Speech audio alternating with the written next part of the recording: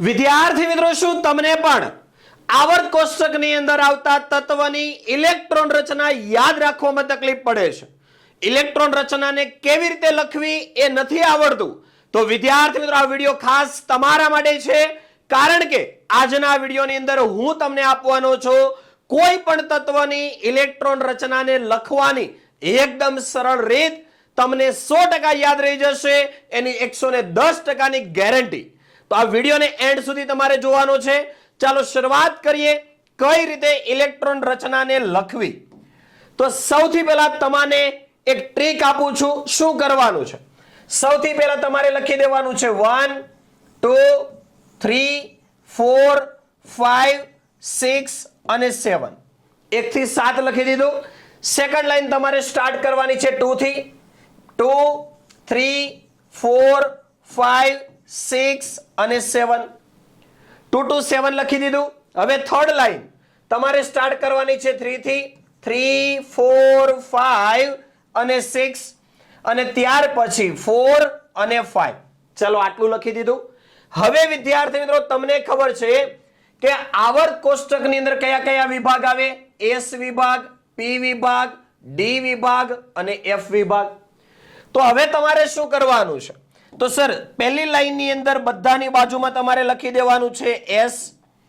ચાલો લખી દીધું. S S S S S S અને એસ. સેકન્ડ લાઈનમાં લખી દેવાનું છે પી પી પી પી પી અને પી. થર્ડ લાઈનની અંદર ડી ડી ડી અને ડી. ફોર્થ લાઈનની અંદર એફ એફ. ચલો આટલું લખી દીધું. હવે મસ્ત મજાની વસ્તુ ખાસ ધ્યાન રાખજો. શું કરવાનું છે? સૌથી પહેલા કઈ કક્ષક ઇલેક્ટ્રોન ભરાય? તો વિદ્યાર્થીઓ, કેન્દ્રની સૌથી નજીક જે હોય એ, એટલે કે 1s કક્ષક. તો સૌથી પહેલા કઈ આવશે? 1s કક્ષક. ચાલો લખી દીધી. સૌથી પહેલા કઈ કક્ષક? 1s કક્ષક. ત્યાર પછી કઈ કક્ષક આવશે? 2s કક્ષક. તો સર ત્યાર પછી આવશે 2s. ત્યાર પછી કઈ આવશે? 2p અને ત્યાર પછી 3s. તો લખી દેવાનું 2p અને ત્યાર પછી 3s. ત્યાર પછી વિદ્યાર્થીઓ કઈ આવે છે? 3p 4s. તો લખી દેવાનું છે 3p અને પછી કઈ છે? 4s. ત્યાર પછી કઈ છે? 3d 4p અને 5s. તો કઈ છે? 3d 4p અને 5s. ત્યાર પછી વિદ્યાર્થીઓ કઈ છે?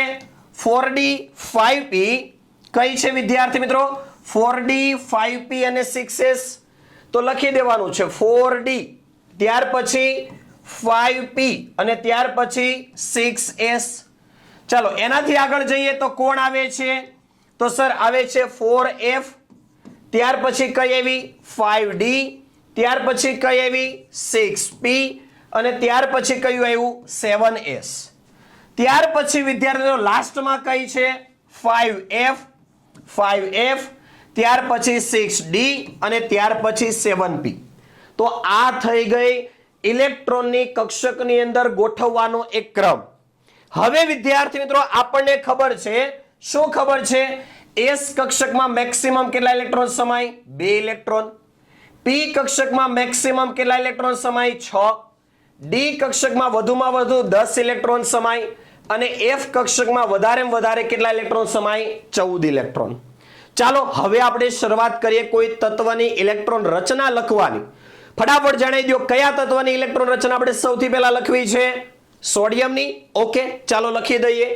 તો સોડિયમની ઇલેક્ટ્રોન રચના કઈ રીતે લખશો? તો સર, સોડિયમનો પરમાણુ ક્રમાંક થાય 11. હવે સૌથી પહેલી કઈ કક્ષક છે? 1s કક્ષક.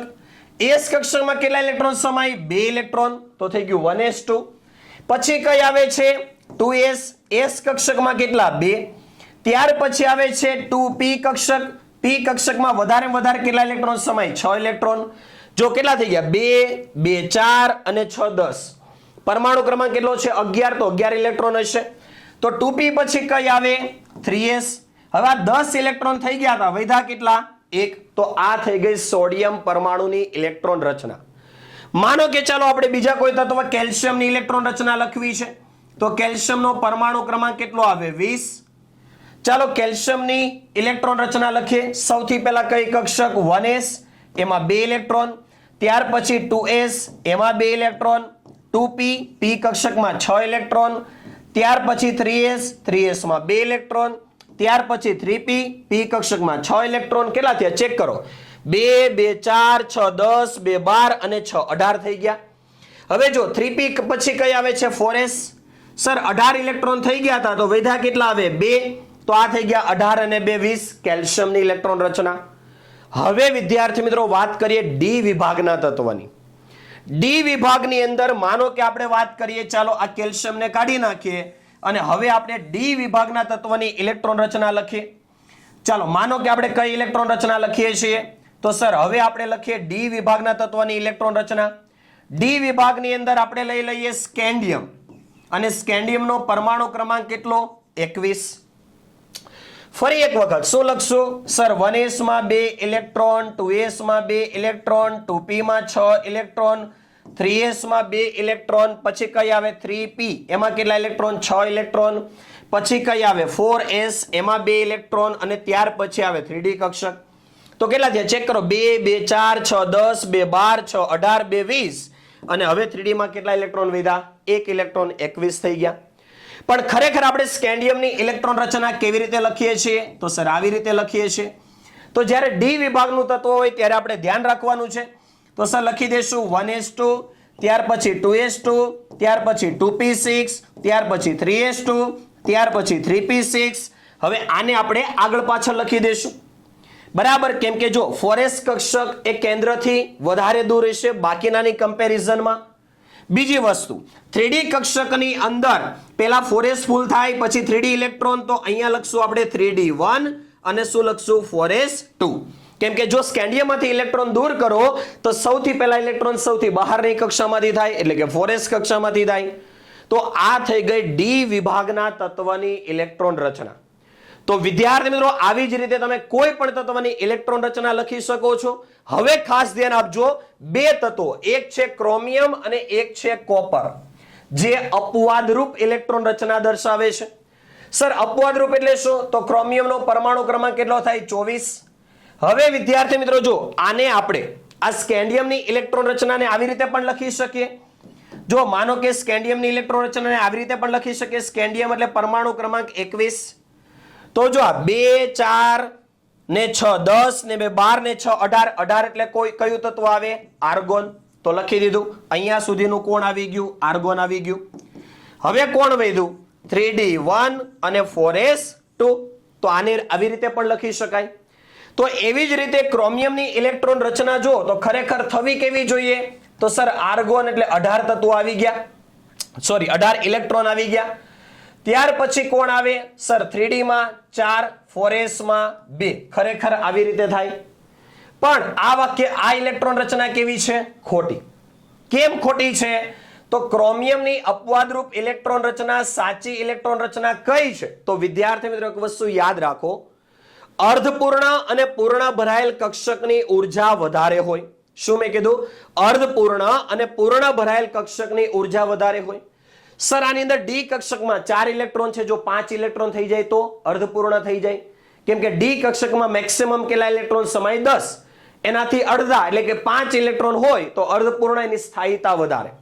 તો ક્રોમિયમ શું કરશે, 4s માંથી 1 ઇલેક્ટ્રોન 3d માં જવા દેશે, એટલે થઈ જશે 3d5 4s1.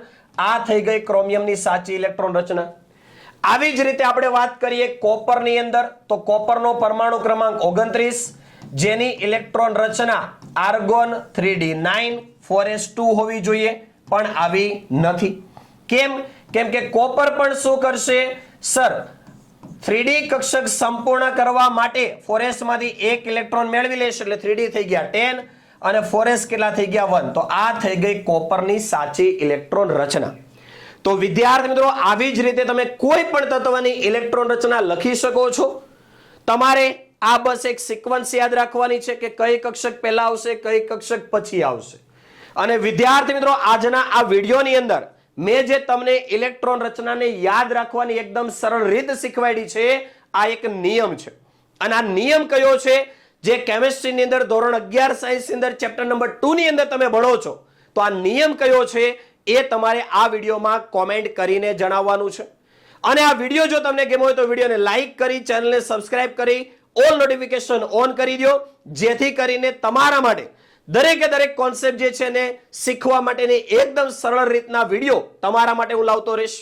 તો chemistry by Nimesh sir YouTube ચેનલને લાઈક, શેર એન્ડ સબસ્ક્રાઇબ કરી તમારા મિત્રો સુધી પણ શેર કરો, જેથી તમારા પણ દરેકે દરેક કોન્સેપ્ટ એકદમ ક્લિયર થાય અને એક બેસ્ટ પરિણામ તમે મેળવી શકો.